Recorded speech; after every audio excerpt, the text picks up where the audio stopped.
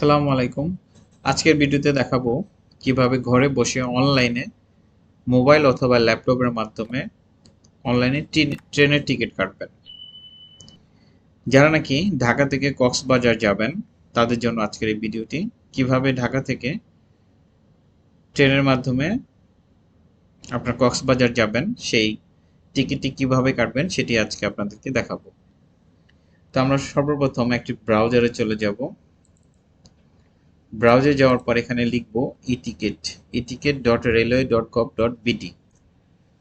Enter দেব। Enter দেওয়ার পর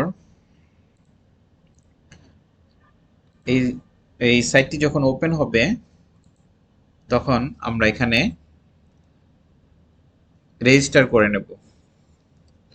তো সর্বপ্রথম আমরা এই ওয়েবসাইটটি ওপেন করার পর আমরা রেজিস্টার করে নেব। বলে রাখি, এই eticket.railway.gov.bd এই লিঙ্কটি আমার ডেসক্রিপশন বক্সে রেখে দেব আমি। আপনারা সরাসরি ওখানে ক্লিক করলে আপনারা এই ব্রাউজারে সরাসরি ওপেন হয়ে যাবে। সেক্ষেত্রে আর আপনাদের এই অ্যাড্রেসটি টাইপ করতে হবে না। তো সর্বপ্রথম আপনারা রেজিস্টার করে নেবেন। রেজিস্টারে ক্লিক করলাম। রেজিস্টার অপশনে ক্লিক করার পর খুবই সোজা, খুবই সিম্পল। দেখুন, একটু নিচে যাব। যাওয়ার পর দেখুন enter mobile number, enter NID card, select date of birth. এই তিনটি অপশন দেওয়ার পর, এই তিনটি ইনফরমেশন দেওয়ার পর আপনার এখানে ভেরিফাই হবে। আপনার মোবাইল নাম্বারের মাধ্যমে একটি ওটিপি যাবে। ওটিপিটি দেওয়ার পর আপনার এখানে সাবমিট ডাটা দেবেন। সাবমিট ডাটা দেওয়ার পর আপনাদের রেজিস্টার হয়ে যাবে। যেহেতু আমার রেজিস্টার করা আছে আমার এনআইডি দিয়ে, সেহেতু আমি আর নতুন করে করলাম না। তো আমি এখানে অলরেডি রেজিস্টারে ক্লিক করলাম। করার পর এখানে এন্টার ইউর মোবাইল নাম্বার, আমার মোবাইল নাম্বারটা আমি দিচ্ছি, যে মোবাইল নাম্বার দিয়ে আমি রেজিস্টার করেছি দিলাম, এবং পাসওয়ার্ডটাও দিয়ে দিচ্ছি। আপনারা যখন ওটিপি জেনারেট হওয়ার পর আপনারা যখন একটি পাসওয়ার্ড দিয়েছেন, যেই পাসওয়ার্ড দিয়ে রেজিস্টার করেছেন সেই পাসওয়ার্ডটি দিবেন এখানে। তারপর আমি এখানে লগ ইন দিলাম। লগ ইন দেওয়ার পর দেখুন এখানে এই উইন্ডোটি যখন আসবে তখন এখানে ফর্ম দেবেন। ফর্মে যে আপনারা ঢাকা সিলেক্ট করবেন। ঢাকা ডিএইচ লেখার পর দুটি অপশন আসবে, একটি ঢাকা, একটি ঢাকা ক্যান্টনমেন্ট। যারা ঢাকা কমলাপুর থেকে উঠবেন তারা ঢাকা সিলেক্ট করবেন, আর যারা ক্যান্টনমেন্ট থেকে উঠবেন তারা ঢাকা ক্যান্টনমেন্ট সিলেক্ট করবেন। যেহেতু আমরা ঢাকা কমলাপুর থেকে উঠবো সেহেতু আমরা ঢাকা সিলেক্ট করে দিলাম এখানে। তারপর টু কক্সবাজার দিলাম। দেওয়ার পর এখানে ডেট অফ জার্নি, এই ক্যালেন্ডারের উপর আমরা ক্লিক করলাম। করার পর এখানে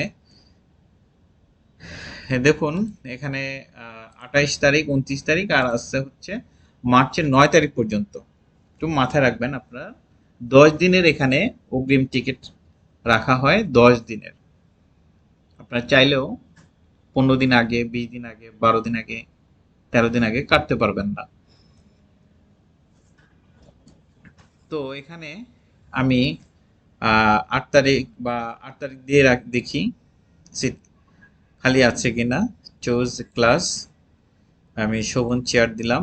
সার্চ ট্রেন, আমি এখানে সার্চ ট্রেন দিলাম। দেওয়ার পর দেখুন দুটি ট্রেন দেখা যাচ্ছে, একটি সকালবেলা 6টা 15, আরেকটি ট্রেন হচ্ছে রাতে 10:30টায়।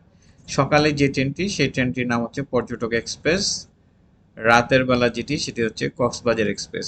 একটি তো ট্রেনের সিট খালি নেই। তাহলে আমরা নেক্সট ডেতে চলে যাই।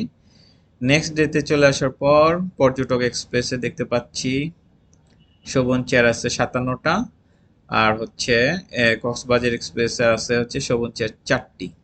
তাহলে আমরা যেহেতু সকালবেলা যাব তাহলে আমরা শোভন চেয়ার এখানে বুক দিলাম। সকালকার যে ট্রেনটি পর্যটক এক্সপ্রেস, এটি 6টা 15-তে ছেড়ে যাবে এবং পৌঁছাবে বিকেল 3টায়। তো আমরা এখানে বুক নাও দিলাম। বুক নাও দেওয়ার পর এখানে কতে আছে 4টি সিট, তাহলে আমরা কতে কেটে নেই। আমরা 3টি সিট কাটবো, 3টিকে সিলেক্ট করে নিলাম। 3টিতে সিলেক্ট করার পর আসছে প্রাইস 2085 টাকা। আমরা একটু নিচে যাওয়ার পর এখানে কন্টিনিউ পারচেস দিলাম, 2085 টাকা আসছে। আমরা এখানে একটি কিডস দিলে আমাদের প্রাইসটা একটু কমে আসবে। তো যেহেতু আমরা দুটি অ্যাডাল্ট এবং একটি কিডস, তাহলে আমাদের প্যাসেঞ্জার 1 আমার নাম চলে আসছে, যেহেতু আমার নাম দিয়ে এটা রেজিস্টার করা। প্যাসেঞ্জার 2 তে